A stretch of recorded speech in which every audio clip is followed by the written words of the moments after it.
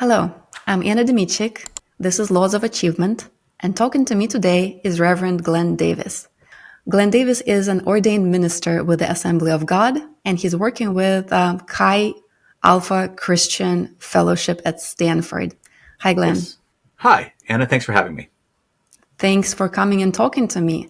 I am really excited to have this conversation because I'm realizing that whereas religion used to be a big part of every community's life, and church or synagogue or temple used to be the first place people would go to if they happened to move to a new location, this is really not the case anymore.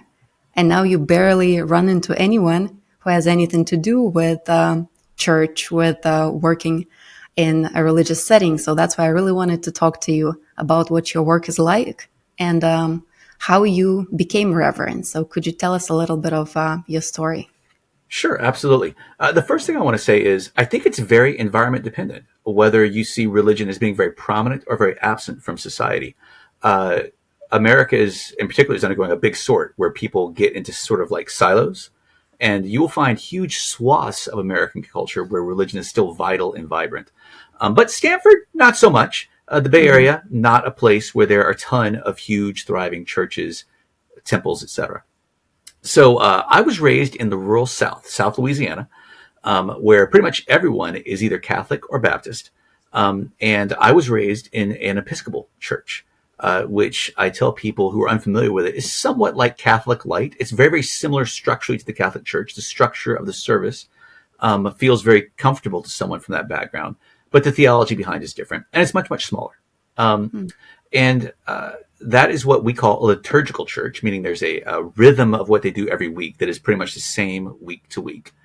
And like many children raised in a liturgical environment, by the time I was old enough to appreciate it, I had stopped paying attention to it. The message of the liturgy is very beautiful, but I had sort of checked out. And I actually came to be a Christian a different way.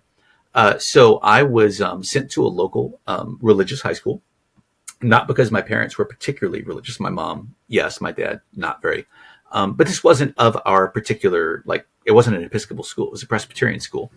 But my mom was a school teacher, and she knew this was a good school and wanted me to get a good education. So I went there, and there I met a variety of people from all sorts of backgrounds. So people send their kids to religious schools for all sorts of reasons. Very Mhm. often you meet the kids of like very devout Christians, and also the kids who have been kicked out of every other school in the community, and only people who believe in grace will take them in. And so there's a wide range of people there. And I began to sort of see religion play out in people's lives in a different way. And I heard the gospel, the good news of Jesus, presented to me in a way that made sense, that was very different from the ways that I had sort of encountered it implicitly in the liturgy of the church before.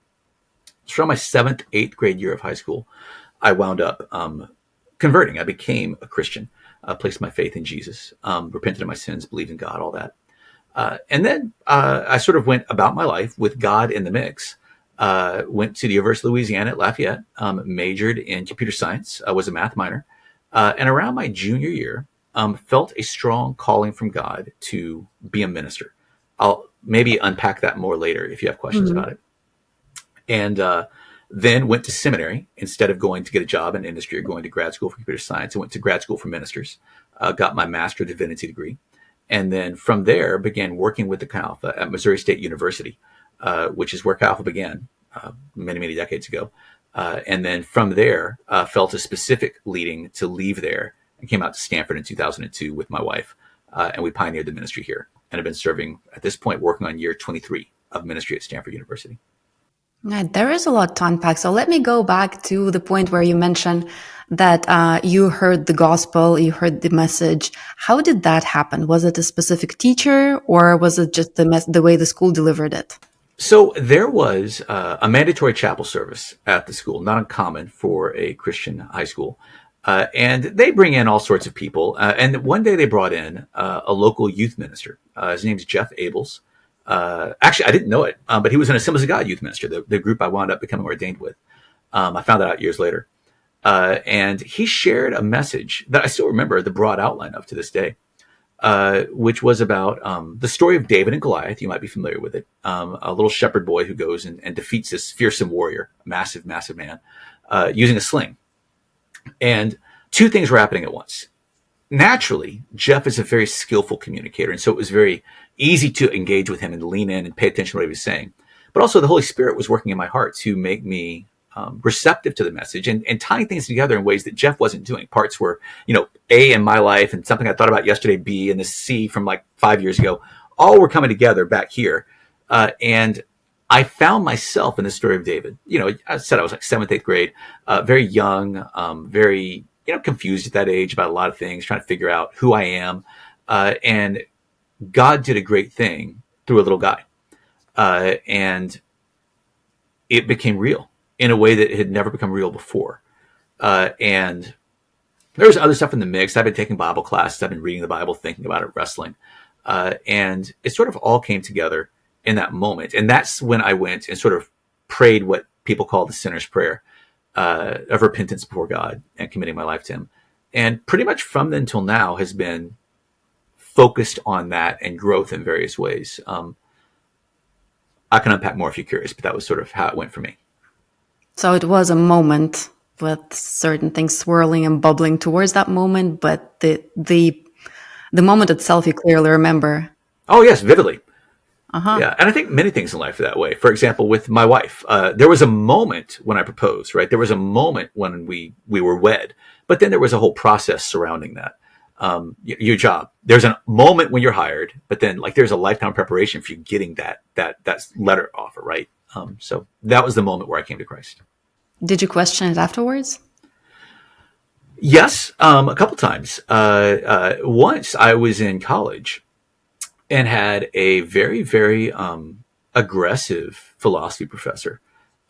He said at one point he viewed it as his job to sort of like deconvert, to sort of deprogram the religiosity in the young people. And he had us do a lot of readings that were very challenging to my faith. Ultimately, of course, I'm a minister. And side note, there was one essay in particular I remember he assigned. It was fabulous, very, very challenging.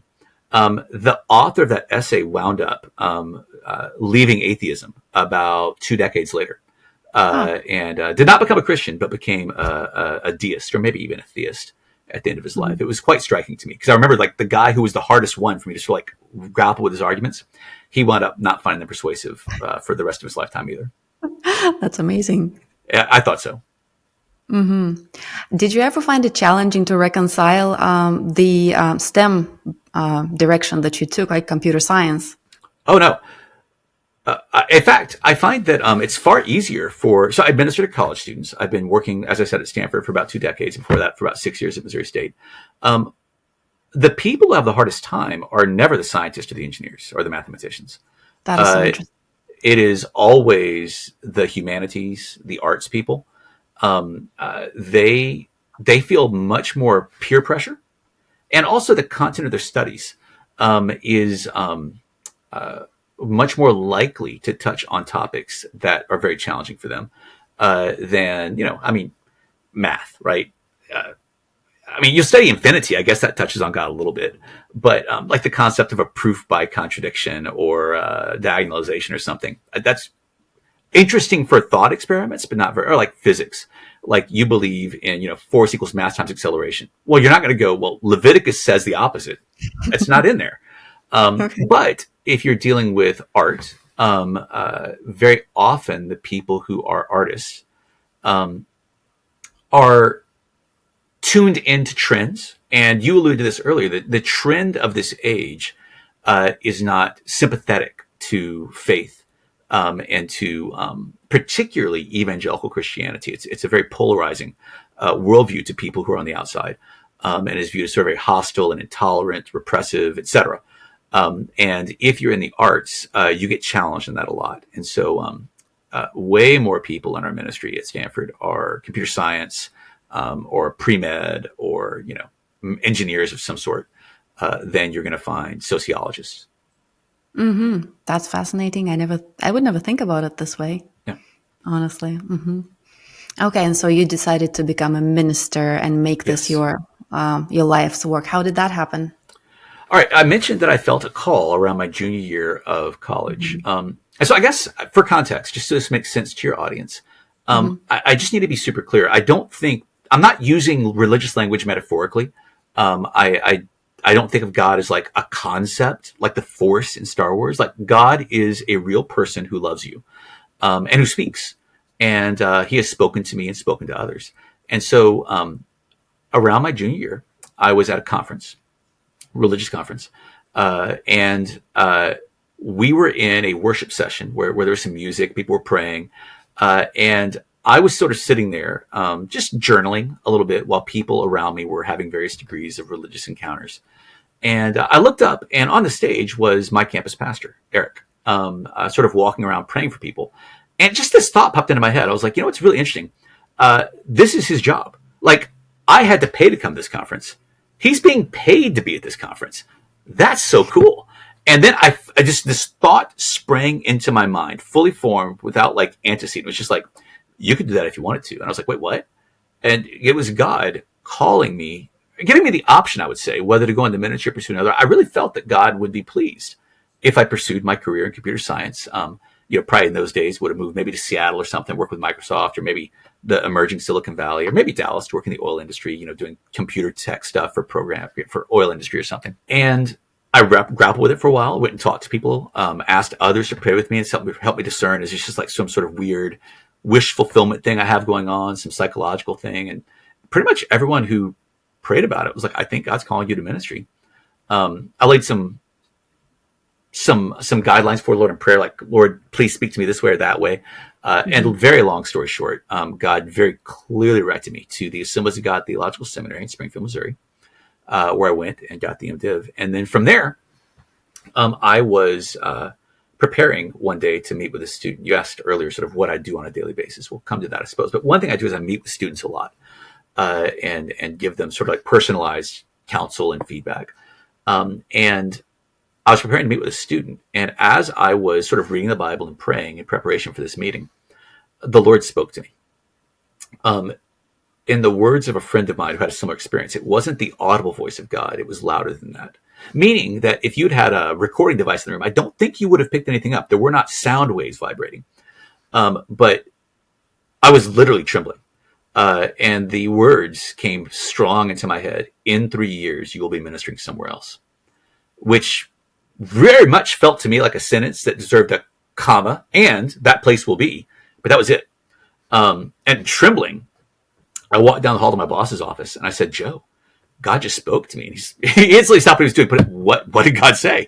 I told him. And he just started laughing, like gut laughing, like embarrassingly loud and long laughing. I was like, what? He's like, Glenn, you're young. I just want you to know, I appreciate your 3 years notice. In most careers, 2 weeks is considered sufficient.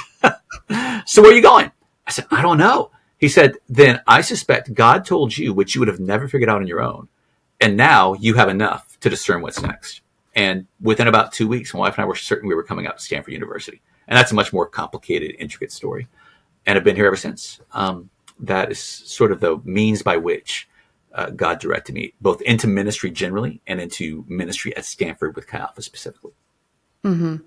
So I might be mistaken here. I don't know. But it seems to me like the non-religious people are now trying to tune in to something similar to what you're referring to as calling by, I guess, what's called listening to your gut. Sort of not necessarily being reasonable about every decision, but just sort of tuning in and listening what feels right in a way. Right? So was that like a feeling for you mainly? No. I want to be super clear. It was not just a feeling. There was an actual communication from God. Like the words that I quoted to you was not my sense of trying to put this incoherent feeling into words. Mm-hmm. Literally what God said. In 3 years, you'll be ministering somewhere else. Those words. Verbatim. And by the way, I want to be super clear. That's not every day for me. Like, that is not what it means to be a religious person, or that in some way you are religious and you're one of Anna's listeners and you've not heard this before. You're somehow defective. I think I was hard-headed and God needed to get my attention in a very dramatic way. But even then, he only told me what I needed to know, not everything I was curious about. Mm-hmm. But yes, so the idea of calling, of course, is historically a Christian idea.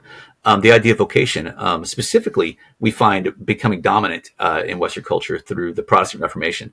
And now we're sort of seeing a resurgence of it and things like mindfulness and these other sort of ways of taking honestly religious ideas and trying to make them palatable to the secular, skeptical, irreligious community.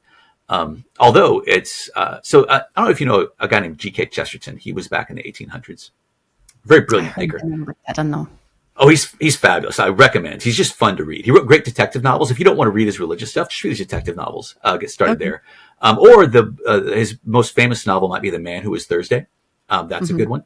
Also, The Ball on the Cross is a religious novel, but very short and very funny. He's a very funny man. Okay. Right. And anyway, he once said, when men stop believing in God, they don't believe in nothing. They start believing in anything. Superstition abounds. And I see that in our age as people, as our culture increasingly sort of embraces secularism, superstitions of all sorts are abounding, and sort of religious substitutes are manifesting over the place. Everything from the way people think about like race issues with DEI stuff or politics, to stuff like the resurging interest in psychedelics, to mindfulness, to listen to your gut. The sense there's more than just protons, neutrons, electrons, and the forces that operate on them. There's something else out there. I just know it's not the Christian God for sure. Whatever else it is, it's not that. Sort of for historical reasons, people have that allergy, I think, to faith. But yeah, there's a lot of that out there. You're not wrong.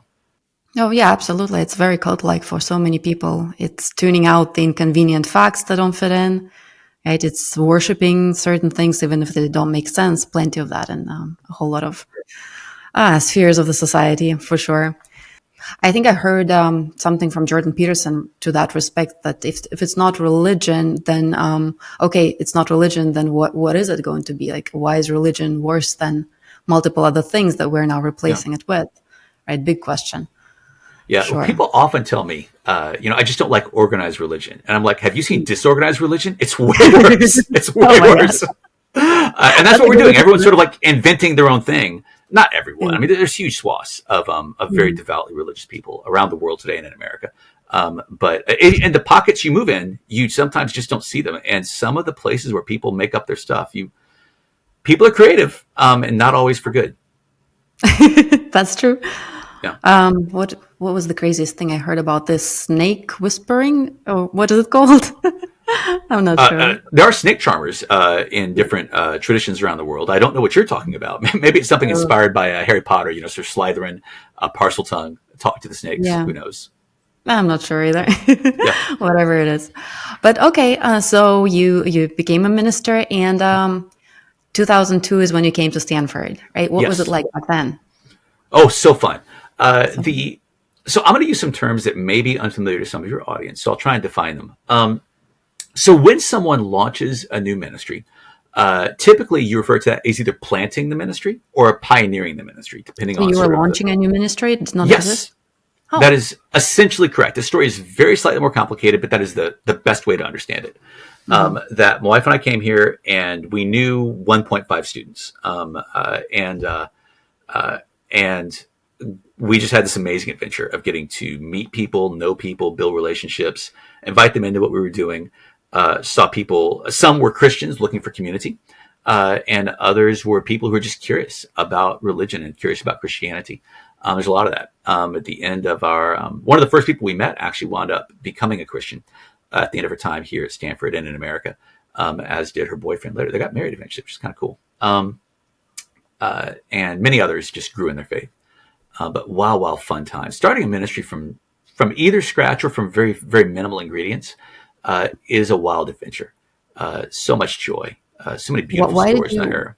Why did you, or who decided to start a ministry, and why was that decision made at all? Okay, so there's a couple different layers.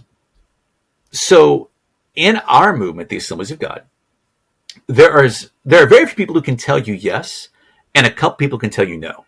It's a very entrepreneurial environment where you can do almost anything as long as you can convince someone. You probably have a shot at making it work, and it's a worthwhile thing you're trying to do. And so there were a couple of people whose approval I had to get. So no one recruited me to do this exactly, but there were several people who I had to get permission or blessing from. And that is both on the Assemblies of God side and also the Stanford side. So Stanford is a private university, which means that the First Amendment is not operative here in the exact same way it is at a place like UC Berkeley. UC Berkeley, I would need no university permission or sanction because citizens have First Amendment rights, and it's a public institution, and so freedom of assembly, freedom of speech, all these things are conducive to religion and gatherings of groups. Stanford, students' freedom of association rights at the university are subsumed under Stanford's own freedom of association rights. You're a lawyer, you probably understand this. And actually, it would be the case if their free speech rights were subsumed under Stanford. So California did not have the Leonard Law, which prohibits private universities from doing that. But Stanford and other universities have tried to impose speech codes in the past. One reason for the Leonard Law's existence. Anyway, I had to get permission to become an advisor to a student group. So I had to do an interview with the Dean for Religious Life, at the time, Scotty McLennan, great guy. And God gave us favor. And he said, you got essentially a year to try and build enough community of students for them to form a student group, sort of following university protocols for like, X number of students. I think it was like maybe 10 students, and, 2 or 3 to be officers, and you have to have a written constitution. If you can meet these criteria, then you can stay and keep ministering at Stanford. So I don't work for the university. I work at the university. Okay. I'm not a Stanford employee, but the university permits me to be here and allows me certain privileges on campus to facilitate my ministry to students. I see. And what was the religious landscape like when you came? Not too different from now. So first, we are far from the only campus ministry. There are several nationwide evangelical Christian ministries. There is InterVarsity Christian Fellowship. There's Cru. There's a group called RUF, Reformed University Fellowship, and there's more. There's more. Every nation, etc. On most universities, you will find between 8 and 12% of the undergraduate population is involved in weekly evangelical worship services. So roughly 1 in 12 students that you would meet. If you're a student at any major university and you're at all sociable, you have a friend involved in one of these groups, almost certainly.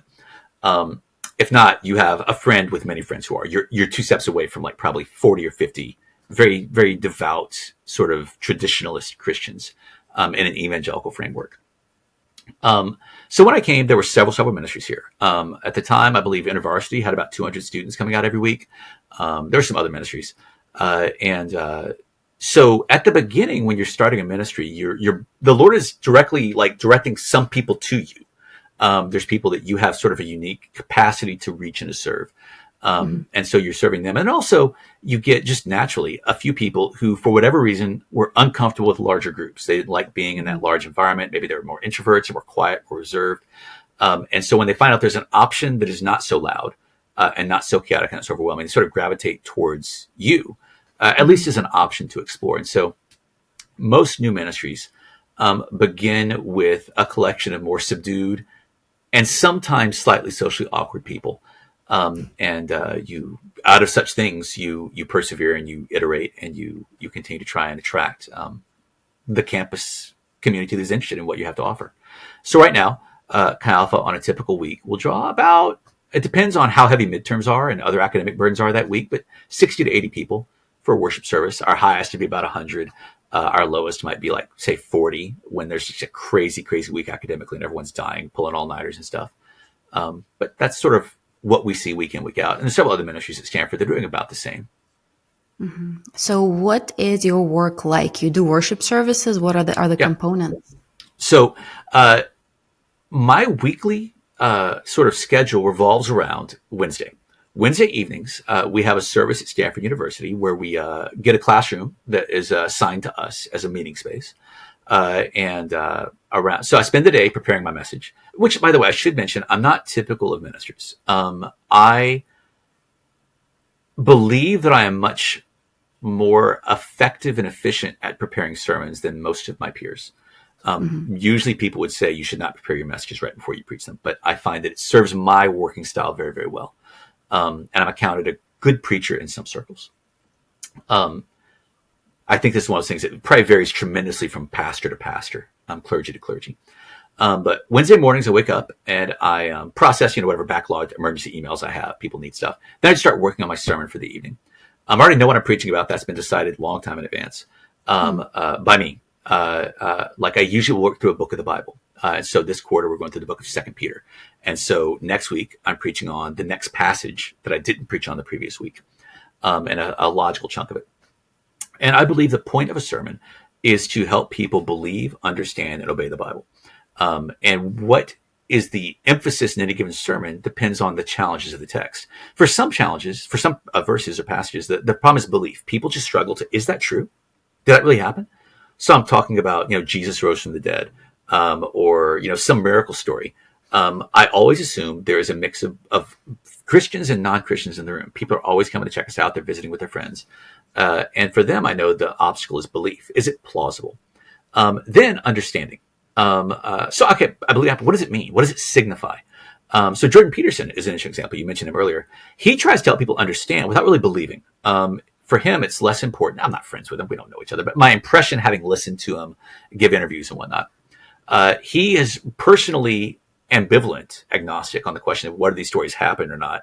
For him, what matters is they're more capital T truth, right? They're true in the way that Jesus' parables are true. There was no father who had two sons. It's a story Jesus made up. And for Peterson, maybe Daniel in the lion's den, or Abraham is a story like that. I am very different. I think it actually happened. Belief matters. Mm-hmm. And in light of that, understanding, then it has significance. What is the significance? Why did God inspire this written down? And then obey. Always the point of engaging with God's word is to believe and understand, not as an end point, but as a stepping point towards transformation. I will either think, feel, or act differently, or be resolved in my thoughts, my feelings, my actions as a result of sort of engaging with this truth. And so I'm preparing this message to help people believe, understand, and obey the Bible. Then we get there. I around 5 p.m. I go, have to get a trailer that's full of our sound equipment, pull it off campus, start setting stuff up. A team comes and helps me. We set up a full band. If you've not been to an evangelical church, we're a type of evangelical called Pentecostal, which means speaking in tongues, healing, that sort of stuff is part of the mix. And also loud worship. Someone told me Pentecostals worship like God is deaf and sleeping. We are very, very exuberant people. And it feels like a rock concert. And so we're getting that set up, and then people come in, I'm welcoming them. And then we have the service, 2 songs typically, then some announcements, then I preach, and then prayer, and then more like four-ish songs at the end. And then we're done in an hour and a half. That's just one day though. So 1 out of 7 days. Mm-hmm. The other days of the week, I am mostly making myself available to students to meet with them one-on-one. Sometimes in small groups. I'm either preparing for a meeting with a student or maybe preparing for some other ministry responsibility, or I'm actually meeting with a student, and people come to me with all kinds of questions. So most of them are, adherents, right? They're part of Chi Alpha in some way. And they just want advice from a pastor. On a whole host of fronts. Sometimes it's people who are curious about religion, curious about Christianity. I've got one guy right now who wants to meet with me. We're texting back and forth trying to nail a time down, who thinks he's becoming a Christian, but is a little bit confused about some things. Oftentimes someone will be, I think I'm a Christian. I don't know what kind I am. Like there's so many differences. Like what's the difference between Protestant, Catholic, or, all these different things, or Presbyterian, Assemblies of God. How do I know where I belong? But more often what I get is people who are part of our ministry who either want theological clarity or practical advice. And they come in roughly equal mixes. Theological clarity, they're reading the Bible and something confuses them. Or a professor says something in a class. They're like, how does that fit together with everything else? How do you process that as a Christian? And they come to me. And very often my students will come and they've got their phones. And they've got a notes app, and throughout the week they've just been making notes. And like when they have enough, they're like, schedule with Glenn. And like, okay, Glenn. So talk to me about free will. Why do we believe in free will, or do we believe in free will? I don't know what we believe. Hey, capital punishment, is that something Christians are for or against? Hey, I have this random question. So I don't know if you've heard of this thing. It's called evolution. And I'm not quite sure how it fits with Genesis. How do you put that together? Theological questions, intellectual questions, but equal to those, and it's probably most I deal with college students, are practical questions. I like this girl. What should I do next? Or my mom and I are having a fight, and I don't know how to help her see me as an adult. And I don't know what it means to honor my father and my mother without always obeying my father and my mother. Or I've got 3 job offers, and I don't know which one I should take. very practical questions are, I feel stressed and I don't know why. I feel anxious. What am I anxious about? I do a mixture of, I tell friends sometimes my job is like an unending series of pop quizzes. Because no one tells you why they're meeting with you. They just, hey, can we meet? Sure. And they walk in and they whip out like some random topic. Hey, I have this question about, ancient Mesopotamia. Well, okay, it's been about 20 years since I had that course in seminary. Let's do my best right now. Or, hey, I heard this thought in philosophy. What do you think about this? Okay. Two, relationship advice. Like, hey, my girlfriend and I had this fight. Who's right? Are we both wrong? I don't know what to think. Should we break up? Should we get married? I don't know. It's a lot of stuff. It's actually exhilarating. It's intellectually one of the most fun things I can imagine. Have these questions, both theological and practical, have they changed through the years, or have they stayed about the same? They're trends over time. The practical questions stay pretty much the same. Like always. Like I've mentioned several times, like relationship advice. It's 18 to 22-year-olds. Like they're always in relationship drama, right? Like right now, I mentioned there's about 80 people who are regular part of our ministry. I can think of probably 8 either existing or burgeoning relationships right now. So that's like 16 people out of 80. That's like not a small percentage, right? There's just so much happening all the time. They're little hormone factories at this age, right? And they're without any sort of like parental supervision or like regulation on like, so it's trying to figure it out. So a lot of that stays the same. What changes, there are the intellectual trends that wash across America. They often germinate on a college campus, right? And so we were dealing with trans issues before they became sort of a nationwide going concern. DEI stuff, activism of various sorts.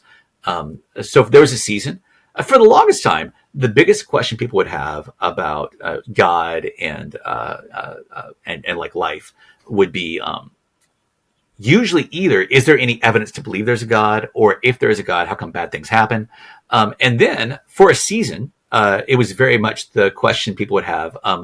So not so much has like physics disproved God, but has neuroscience disproved God? Isn't religion just some sort of a psychological byproduct or phenomenon that we can sort of analyze? And so I had like, I don't know, just out of nowhere, it just started happening. And like I had like 20 conversations that were all adjacent to that in some way. And then it sort of died off. I don't know why.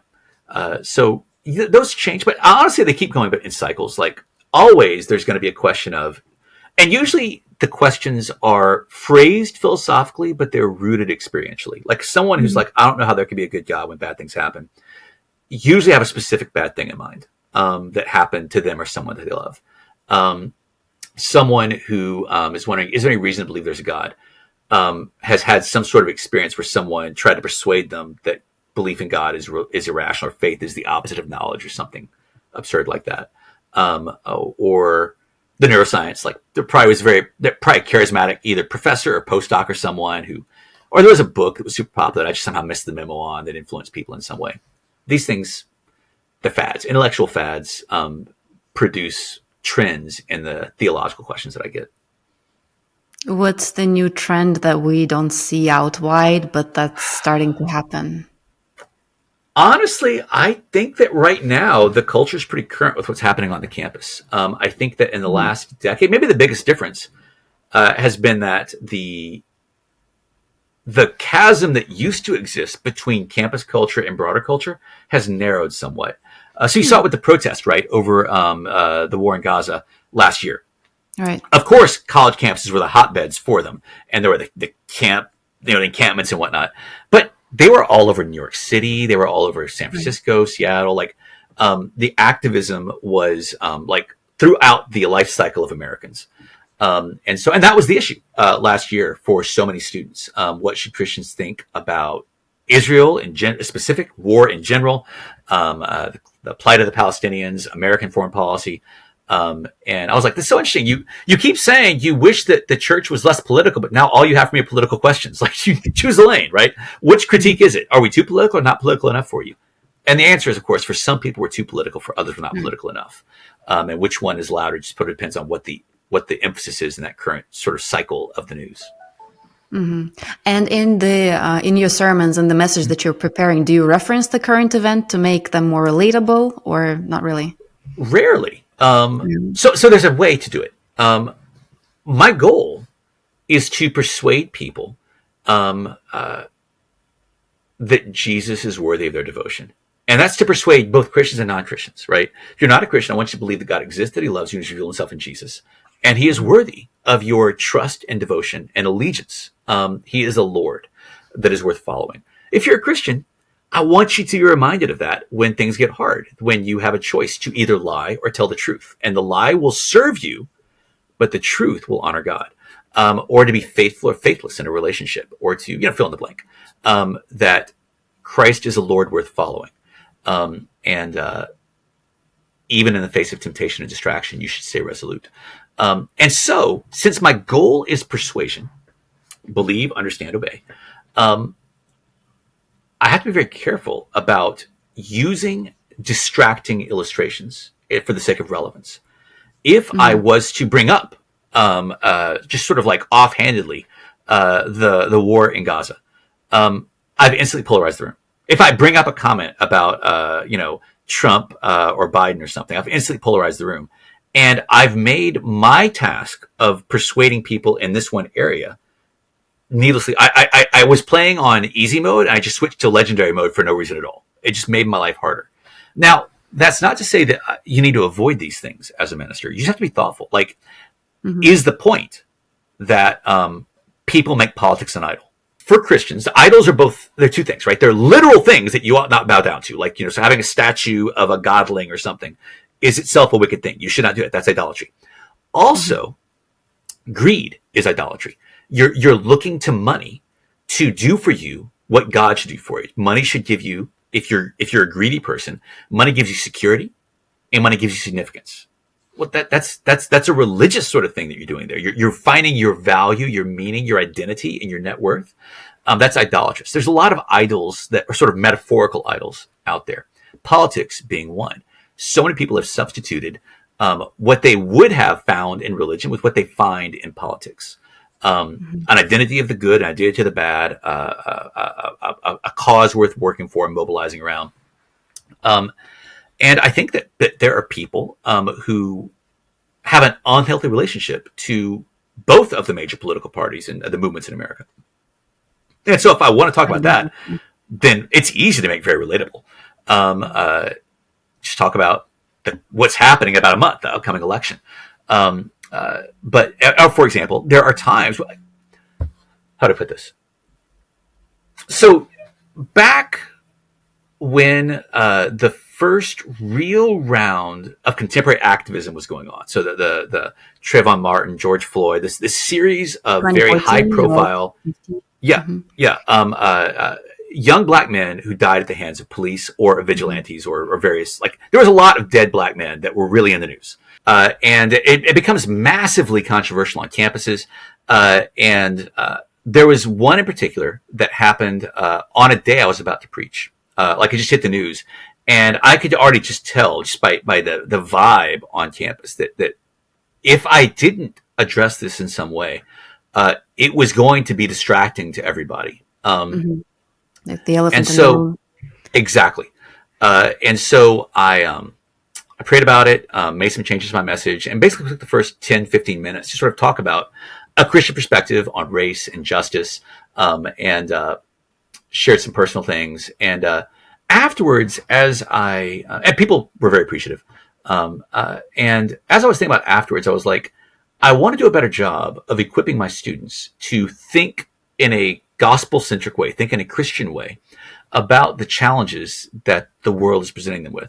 And so I began sending an email out every Friday that gave them thoughtful, either Christian or Christian sort of adjacent perspectives on contemporary events.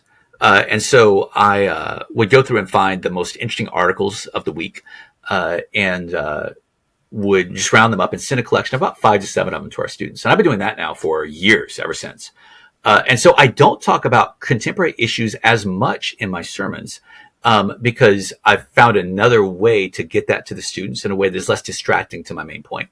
So when something does come up that I need to talk about, I'm able to talk about it. And when it's going to derail the sermon, people just sort of know. I'll wait till Friday. I'll learn some things about the war in Gaza. I'll learn some things about the presidential election. I'll learn some things about whatever the controversy of the day is. Mm-hmm. And so when you're doing your sermons, you are somewhat of, I guess, a performer, right? In some sort. You can't just talk normal. You have to present the topic and you have to be charismatic. Yes. Everyone who preaches differently.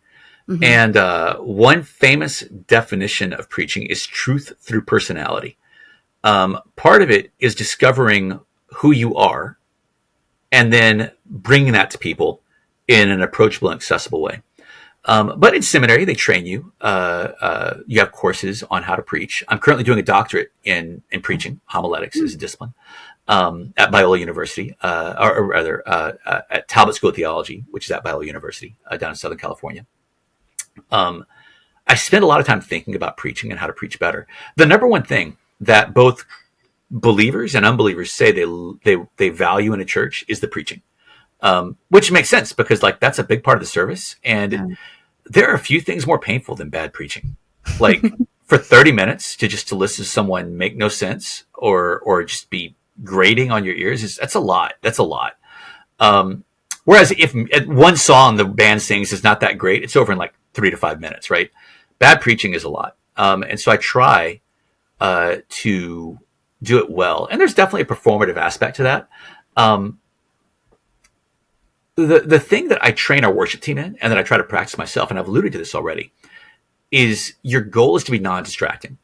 So with worship, with the music side, you can be distracting by being out of tune, by singing too fast or too slow, by singing a song. It's like the octave range is out of sync with where the group is at. Also, you can be distracting by being too excellent, by being too operatic, too like I feel like I'm at a concert, like Taylor Swift's on the stage or something. That worship is not supposed to be a concert. Mm-hmm. It's supposed to be a collaboration. It's not a performance. It's a participation. The sermon is more of a performance, but it needs to be less distracting. Like my goal is for you as the audience to encounter God's truth and hopefully God himself through his preached word. And to that end, I try to get out of the way. So I make a lot of jokes, because jokes disarm people. It creates a gap for a moment in sort of the defense grid you've got running all the time. It's why comedians are able to get away with saying some things that no one else in society can say. They make you laugh. And because they make you laugh, okay, no one else can say that, but you can say that. You might be surprised if you've not been around evangelical church before. Many preachers are very funny people.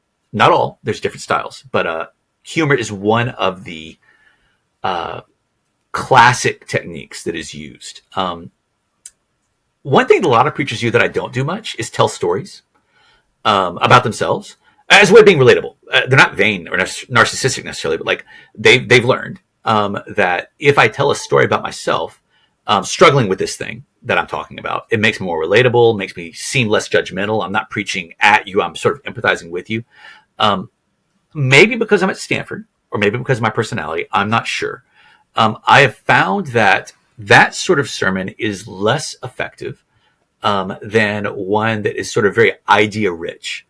So my sermons, to some people, feel very much like amusing religious lectures.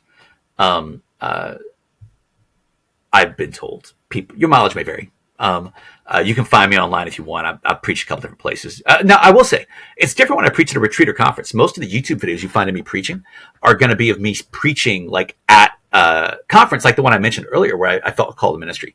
In those cases, I tell a lot of stories about myself because when you're a guest speaker somewhere, one of the most important things to have as a speaker with your audience is connection. Mm-hmm. People who like you give you the benefit of the doubt when you say something that's ambiguous or confusing, which you inevitably will. Here at Stanford, the people I preach to, they know me week after week. And as I said, they come to me one-on-one. I have them in my house for dinner. We had students over just on Friday. We're going to have 2 students over tonight.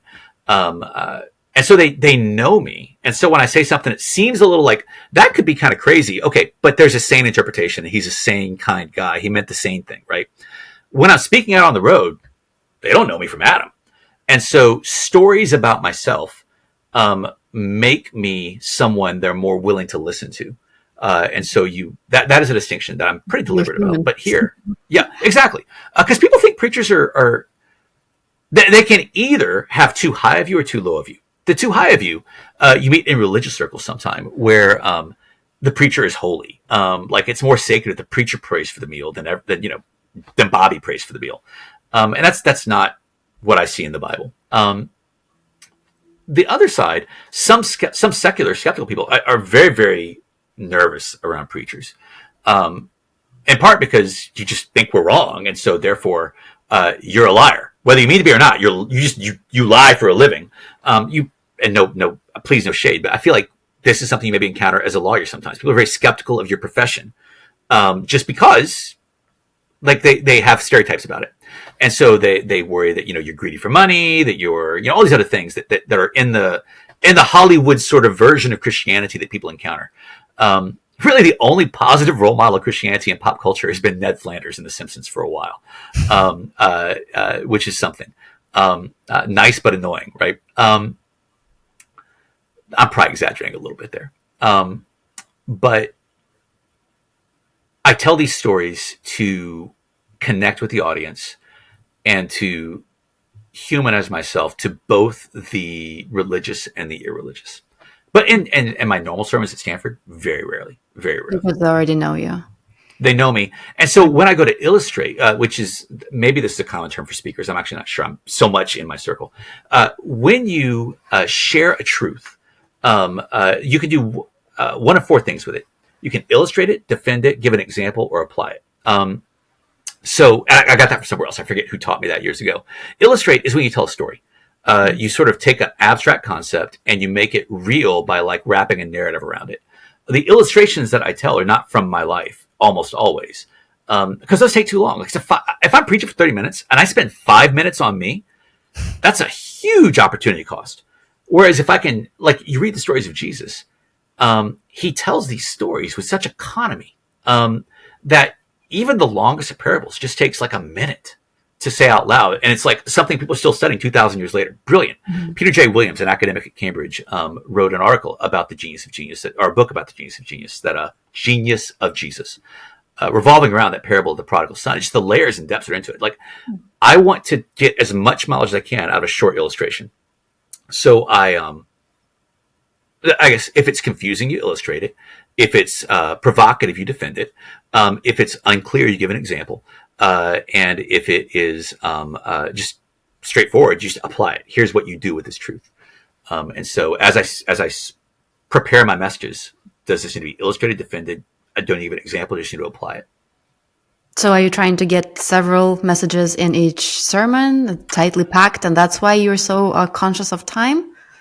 No, I try not to do that. I would rather take one or two big ideas and drive them home deeply than 30 ideas that I just allude to superficially. That's not always feasible. So the way I preach is what is referred to as expository preaching, as opposed to topical preaching. Most of the most famous preachers in America are topical preachers. So someone like Joel Osteen or maybe Andy Stanley, other names that you might see in the news sometimes. They typically will have an idea. Today we're going to talk about what you should do when you're worried, or how to handle parenting challenges or whatever. It's a topic.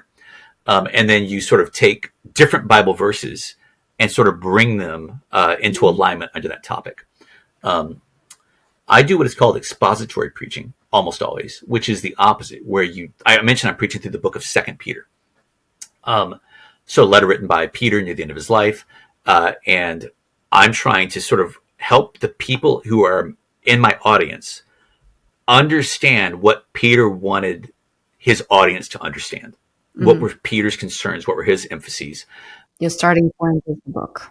Yeah. And so if you want, I had a physics PhD describe it this way: like, you're a servant of the text in the same way that a physicist is a servant of the data. I don't just come into the lab and say, here's what I want to be true, and like, how can I cherry pick research to make this thing look true. I do experiments, and what the experiments say is what I conclude. For an expository preacher, your sermon is shaped by the text that is in front of you. And so usually that'll be one idea. But sometimes there'll be a cluster that are in there. And if you're being faithful to the text, you shoot a shotgun instead of a sniper rifle at that moment. You broadcast it out. An example of that might be sometimes Paul, one of the apostles, will give a list of virtues and like maybe 8 virtues in one sentence. Well, okay, then that's going to be a talk about either you can talk about the development of virtue in general, or like here are the 8 and how do they relate to one another. Peter just did this. I said he just did this. We just did this in reference to Peter's book, which he wrote almost 2,000 years ago. Peter said, for this reason, make every effort to add to your faith goodness, to goodness knowledge, and knowledge self-control. And so we walked through those, and I talked about how they related to one another and why faith without goodness is a bad thing, and why faith without knowledge, knowledge without goodness, etc. These things are all deficient, and they need one another.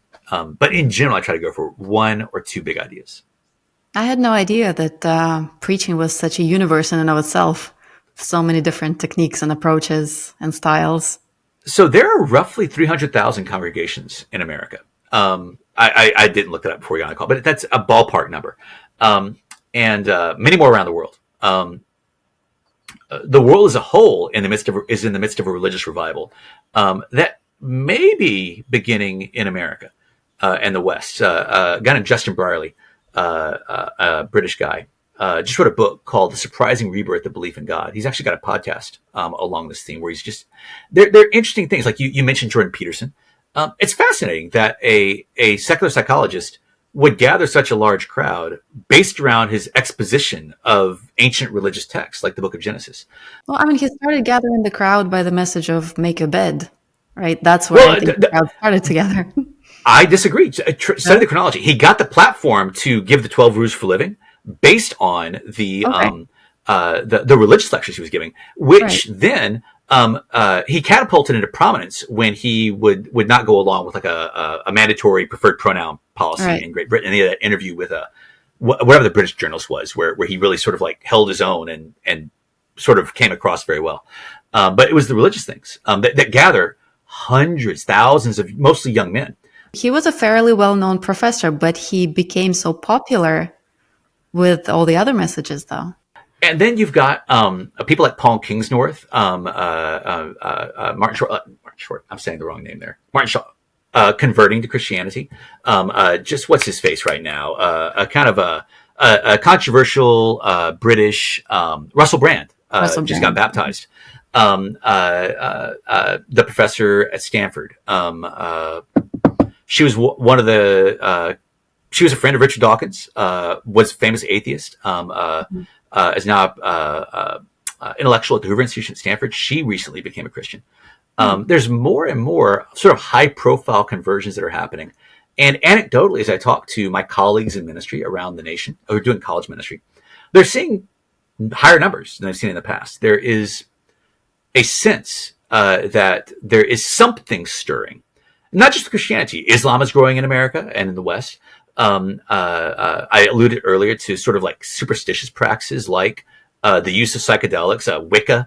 There's this sense that the atheism that was so confident a decade or two ago has really come up short. And even people who are still atheist in their overall vibe are less arrogant about it, I suppose, more humble.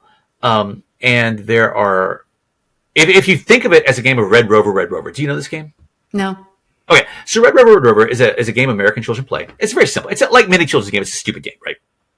You get 10 friends on one side, 10 friends on the other side, and you all hold hands. And one side chants the other, Red Rover, let Anna come over. And then Anna has to leave the group and run as fast as you can and try to break between the bonds that you're holding with your friends right here. Mm-hmm. Okay. If you do, you bring someone back with you to your side. And your team goes from 10 to 11, right? But if you get caught, you join our side, and our team goes from 10 to 11, and you guys are now 9. And you keep doing that until everyone's on one side, right?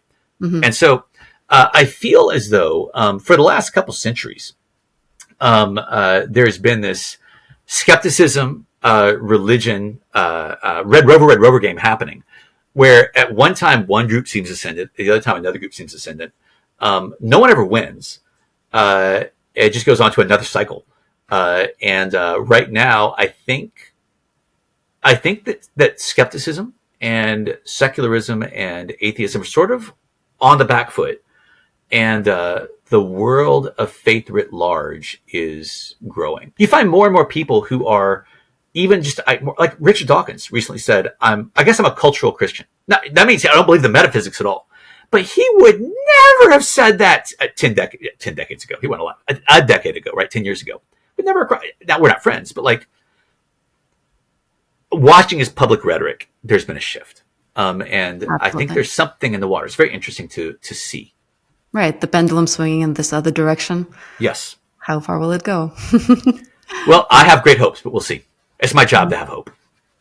Let me get back real quick to one more thing you mentioned a little earlier. Just it's pretty technical, and it's actually in the wording. You said humor is one of the techniques that you're using, right? So do you treat it as a technique? Do you like sit down and methodically come up with jokes? Like, what do you do? I don't think that I do. I am told that I'm a pretty funny person, very quick wit, and that works its way into my messages naturally. And I've had to learn through the years to dial it down. Again, non-distraction. I'm preaching to accomplish a goal, and the goal is not to impress people with who I am. Like, there's a famous saying from about 2 centuries ago. No man can show that he is clever and that Christ is mighty to save in the same breath. You choose. Either you are this hero or Jesus is the hero. Mm-hmm. And I'm putting the spotlight on Jesus, on God, on the Bible. And so I need to get out of the way. And so I used to use humor that was a bit too distracting. It would be too funny. And I had to dial it down to not allow myself to let the instincts of the moment run away with the agenda that I was trying to serve. And so but I'm very conscious that if a message is very heavy, that I need to be deliberate to thoughtfully bring in humor at the right points to break the tension in the room. Mm-hmm. But honestly, if you read my notes, so I tend to write my messages out verbatim before I preach them. So my goal is to write it out verbatim and then not use my notes. Right. But to have it so firmly in my head that I can just share it. But I want it written out so I can go back and refer to it later. And usually I'll get about 85 or 90% of what I intended to share out in the message. But if you look, the humor is very rarely in the written text. It's almost always in the moment, but it's not unplanned, if that makes sense. It just, for whatever reason, written jokes is a different genre than spoken jokes. And I guess I intuitively feel that if I wrote them, I would ruin them. And so I just have them in the back of my head. This is where the joke's going to go. Mm-hmm. So you're naturally funny. Are you also extroverted? No, not at all. Really? You will find that many, many preachers, not all by any stretch, but many, many preachers are very introverted. Mm-hmm. Just like, I don't know if you know this. It's actually a thing that's true of stand-up comedians as well. A shocking number of stand-up comedians are strong introverts. And they figured out that you can both connect with and distance yourself from an audience at the same time by use of a microphone. So that you are able to be in front of a room and have connection with everybody and them get to know you without the same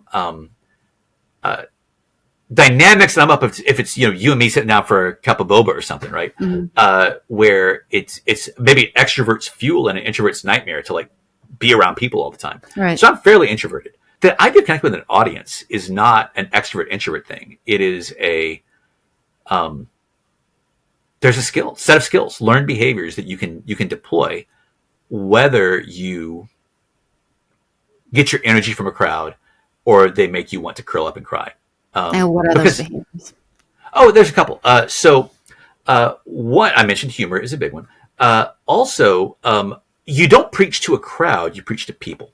So when I'm preparing my message, I will sometimes have specific people in mind in the audience. Not that I'm trying to preach to them in the sense of, oh, what Anna, she's repent of this sin, right? It's not at all. But what I'm asking is, I'll have prepared a thought, right? A paragraph worth of text. And then I will say, what would Anna say to this? Oh, her question. I know you because you're in my flock. You're part of my congregation. For listeners, she is not. She's our interview host right now. But like in this illustration, right? It's just video. Right. I would know that. Oh, Anna's going to wonder what how does that apply to topic X? Or you left this thing out. Or don't you feel like you overemphasize that point? And so then, but I'm doing that not just for you. I have like 3 or 4 in my mind. I change them around, which means that I'm anticipating and answering the objections of my audience as I'm speaking. The more concrete I can make that, the better, typically. I also have in my mind 2 different stuffed animals or stuffed figures on my desk. I don't actually have these, but one is a little Einstein that says, "I too must be convinced." And the other is a little donkey with a dunce cap saying, "I too must understand." And so everything that I say, my hope is that I can make it accessible to someone who's not a dunce. I'm at Stanford, but like who's not engaged, right? Because not everyone is like giving my message their all. They're like there because a cute person invited them. They're checking things out. They're like, "Oh my gosh, what am I going to do about this conflict with my friends, whatever." And so they're going to clue in for like 15 seconds. When they hear laughter, "Oh, what's happening?" In that moment, I want to be able to grab them and catch them up and be accessible to them. Well, also to that person who's like a skeptic and they're there and they're putting me through like, where does he fall short? All I need is one bit of like, I knew Christians were idiots, right? I have to be persuasive to that person. So individual, what are their concerns? I'll have a handful of those. And then I'm always trying to be both persuasive and accessible. Other technique issues. I mean, there's ways you structure messages that the right structure will emerge from the text if you're attentive to it. But there's like templates that you can use to put your messages together.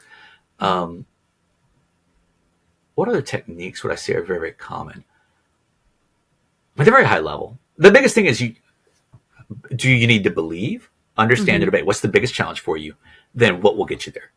And each message ideally does some of all 3. But you just have to, over time, you learn what's the one that this audience needs right now. And then I would say a technique that took me a while to develop is understanding that the difference between a sermon and a lecture is in large part the presentation of the gospel itself, the good news of Jesus Christ. The Bible's a big book. It's made up of 66 subbooks, right? And Jesus is not, named in every chapter of the Bible. But if I'm not preaching Christ, what I'm preaching is not a Christian sermon. It is something that may be of interest and hopefully helpful to people. TED Talks are interesting and helpful to people, but what they're not is sermons, right? And it's a sermon when I bring people to God, which is the same thing as to bring them to Jesus, because Jesus is God. That's the Christian doctrine. I've gotten much better through the years at building a bridge from whatever text I'm in, sort of organically, to the gospel story, which is the meta story of Scripture, and everything connects to it one way or another. But it took me a while to learn how to do that and to even see that it needed to be done. Of course. And so, as an introvert, is it hard for you to interact with multiple people every day? And what do you do on the days when it's especially hard? I mean, you just do what you got to do. I mean, that's life, right? I'm sure that drywallers don't find it easy to pick up the next sheet and nail it to the, I'm not working in the Central Valley of California, 108-degree weather. I've got it pretty easy. So you just power through. And so a big part of Christianity is service, like other-centeredness, like the Son of Man, Jesus, did not come to be served, but to serve. And we're called to be Christ-like. And so it's much less important to me as a pastor, as I'm sitting out with a student, whether I'm enjoying myself than whether they're getting what they need.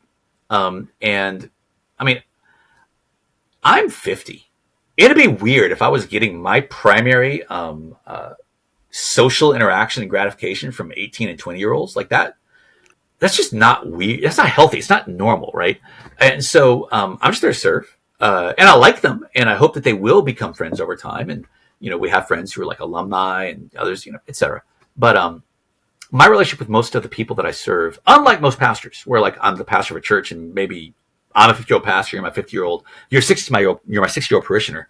We have a different relationship. I'm the age of their parents at this point. Like literally, when I meet their parents, I'm like, oh yeah, we could have gone to high school together. I have kids your age. I have a daughter who's a junior in college right now. My son is a senior in high school about to apply. So I very much relate to this age from a different angle. So I just do what needs to be done. And then I have a great deal of agency over my schedule. One of the nice things about being a college minister as opposed to the pastor of a church is I can just pretty much tell the students, hey, I'm busy this day. I have something else I need to do. We'll meet on Thursday or something.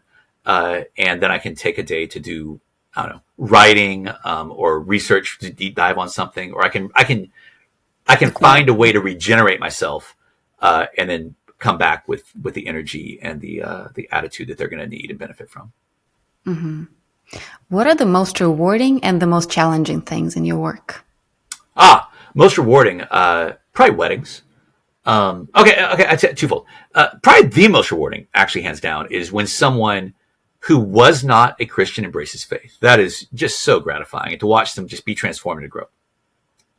After that, weddings, which are not dissimilar, and I watch young people undergo a massive transformation. One of the things about university ministry is you get to pretty much do all the weddings and none of the funerals. I'm with people at this point in their life when they are becoming and developing, and I get to play an agency, a key role in that journey that they're on. And very often, I am invited to officiate weddings. I get to do a couple a year, and it's just always so delightful. The hardest thing is when someone leaves, either when they leave the ministry or when they leave the faith, or sometimes both. It's hard to leave the ministry because as the pastor, it's hard not to interpret that at some level as a type of rejection. You didn't like my sermons that came from my brain that were meant to serve you. Do they give you reasons when they leave? Oh, no. I wouldn't expect them to. I mean, that'd be kind of weird. Any more than like you tell Walmart why you stopped shopping there and started going to Target, right? If they ask me, I would tell them. Yes. Well, when you leave a religious community, if the pastor reaches out to you, it can feel very cult-like and stalker-esque. And that's usually not the right play. There are times when you got a depth of relationship where it's just appropriate to say, hey, you clearly have moved to another ministry. Help me understand. Did we fail you in some way? Did something go wrong? And often the answer is, and this is where you grow over time, hopefully, as a minister. Very rarely is it about you. Usually people don't leave because they don't like me or my sermons. Right. It's because, my girlfriend goes over here, or I'm busy on Wednesday nights now. I have a class, I've got a thing, so I go on Tuesday nights to this other ministry, or something like that. I had this awkward social interaction, in the dorms, and I thought it was a fart. In my pants, I just can't be around this community anymore. It's too embarrassing, and I'm insecure. Something like that, right? Or when someone leaves the faith, that's always heartbreaking, especially when it's over some sort of misunderstanding.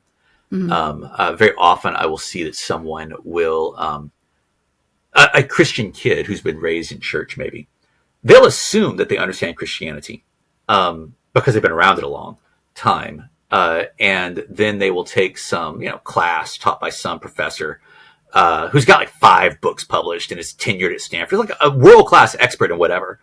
And they'll hear some arguments and they will assume there are no counter arguments in the faith. But they never asked, they never looked. And that always breaks my heart because whatever your discipline, there are tenured academics who are believers, who can't answer those questions for you, if you would but ask. But Christianity is sometimes left behind by people who assume that it's been disproven more than have actually checked to see if the arguments hold up. That's always just tragic. Mm-hmm. Let me ask you this. So when you interact with students or with anyone who is looking at the religion, looking for answers, do you see it as your duty to talk to literally everyone who expresses interest, or have there been any instances where you felt that, it's not right for me to talk to this specific person? If I understand your question correctly, I will meet with almost anyone once. If I become convinced that someone is playing games, they're looking for an argument partner or something, I'm not interested. I don't. There's plenty of people who like to argue in this world. You can go find one. But if you actually have questions, I will do my best to answer them. Now, there is this sense in which I have a priority obligation to the students of Stanford University, because that's where my denomination has sent me. I have a mission. Like, literally, I'm a missionary. That is the title that my denomination gives me. I have a mission. And so if someone, from San Jose was like, hey, I heard you can answer questions, I will, out of kindness, definitely try to answer their questions as best I can. But if they've got 20 hours of questions, at some point I'll be like, I do wish you the best. Here are 3 books that I recommend. And here's a great church to go visit. But I'm here for this group and I need to serve them. And there's 50 churches in San Jose that will be happy to talk to you. And so I'll try to redirect them there.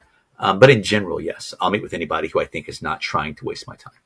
So unless there's bad faith, it's almost like you're a doctor and you would see the patient.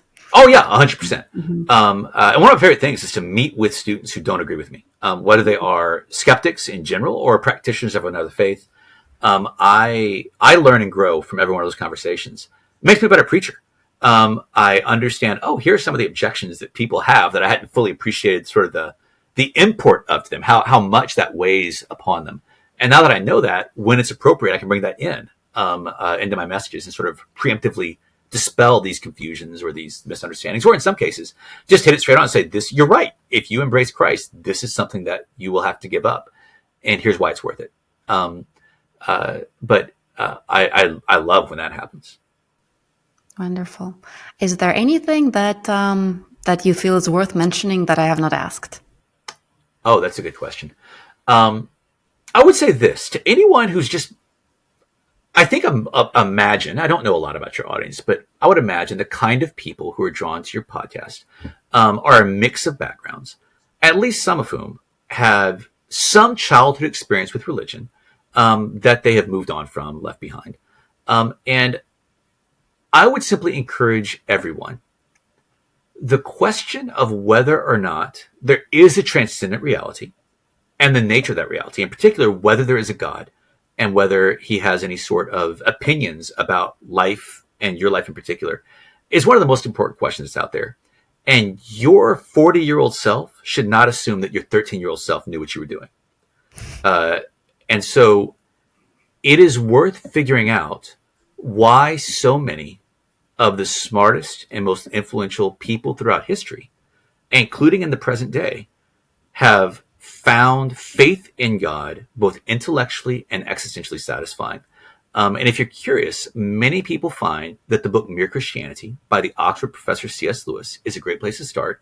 You recognize the name from the Chronicles of Narnia. He was both an author of children's literature, an Oxford professor, and an exponent of the Christian faith, who was an adult convert to Christianity, who actually came to faith because of the witness of Tolkien from Lord of the Rings, who persuaded him to become a Christian. Fun little factoid there. I would say it's worth your effort and investigation. And I'm sure that wherever you live, there is a worthwhile, credible, trustworthy church near you. Just show up and check it out. Thank you. Thank You're welcome. you. This was absolutely fascinating. And I feel that on some of the questions, we have barely scratched the surface.